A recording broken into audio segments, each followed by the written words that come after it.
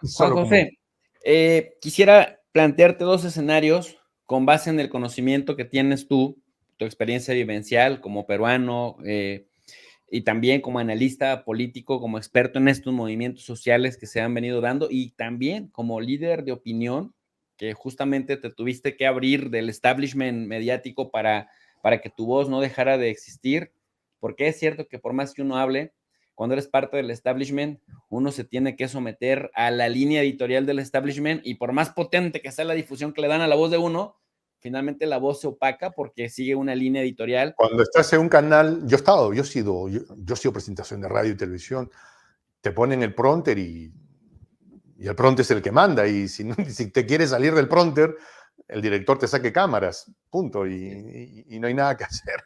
Sí, pero por favor, continúa. Pues en esa calidad justamente te quisiera pedir que compartieras con nosotros en el mediano plazo un escenario negativo de qué pasaría si todo empeora, a dónde podríamos llegar, pero también un escenario positivo para el pueblo, o sea, para la gente que tiene demandas muy concretas, muy particulares, y que podría pasar a un escenario más positivo. ¿Qué sería lo ideal en este segundo escenario, Juan?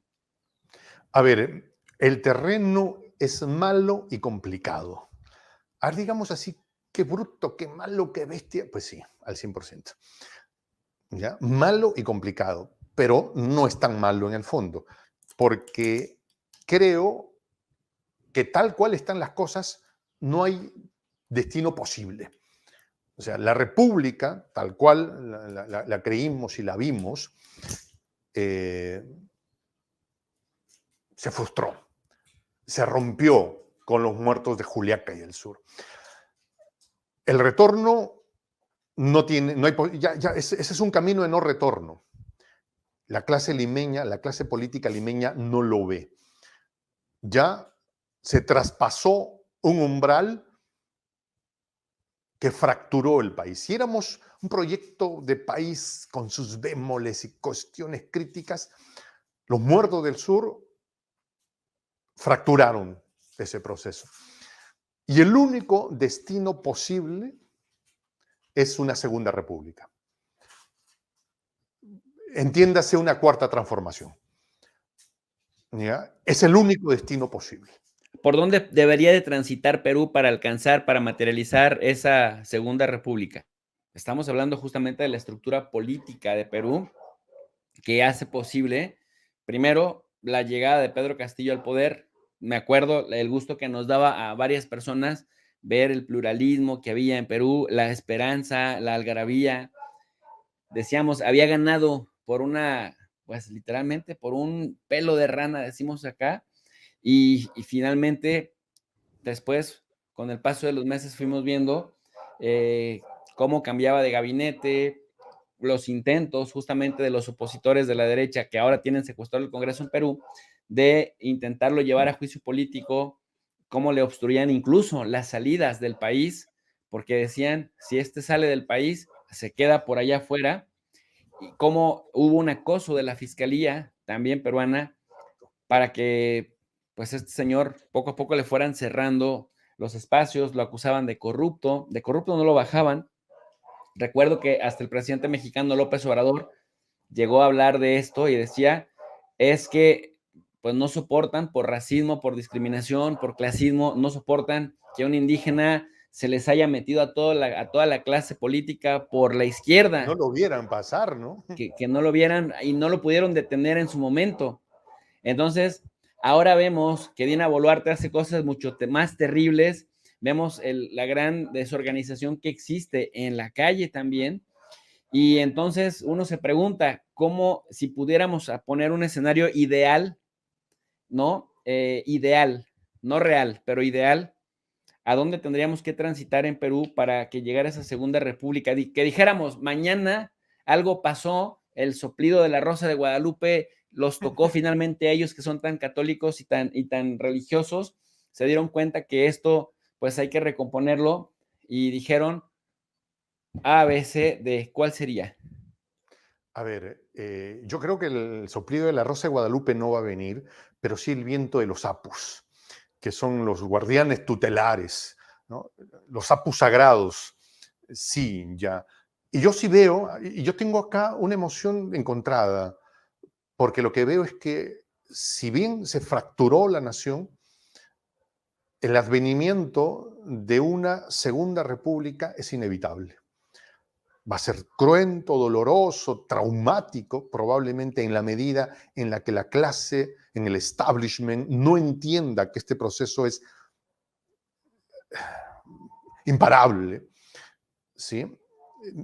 En tanto que puedan ser permeables y puedan tener amplitud de mente y corazón, el proceso sería más factible y menos doloroso, ¿sí?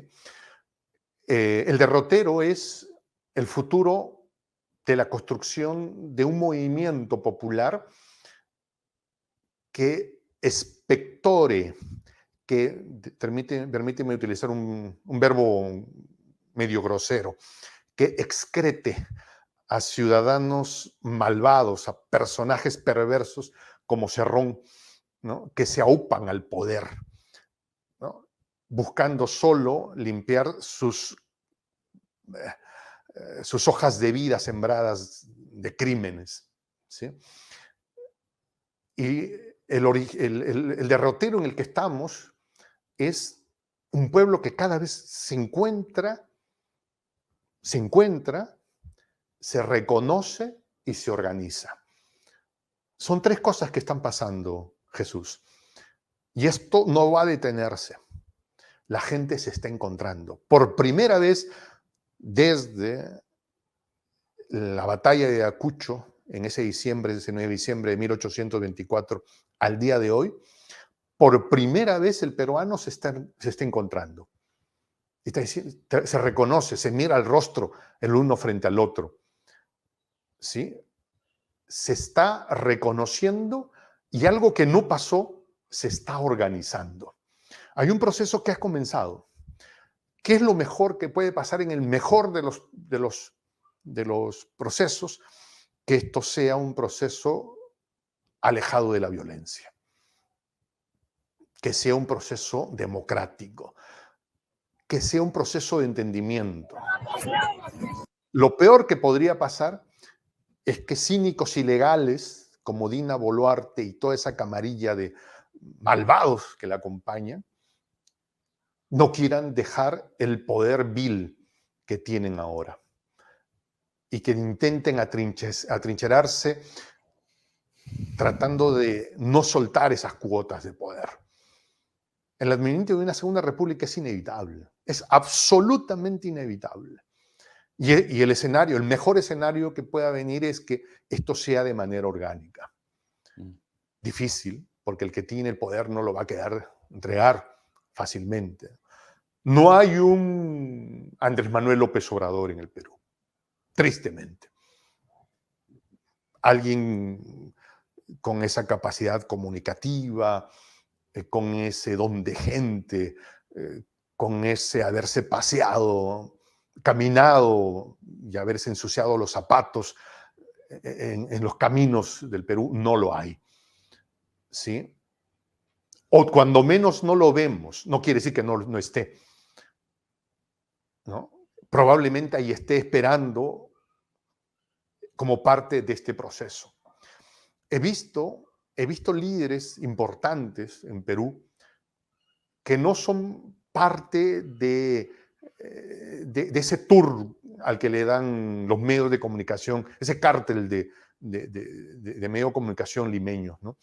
Hay un personaje como el señor Walter Adubiri Callisaya, por ejemplo, un aymara con legitimidad ante su propio pueblo, preso por el actual régimen neoliberal, no porque hubiera cometido un acto ilegal, ni siquiera pudieron acusarlo de corrupción, lo acusaron de haber movilizado a su pueblo.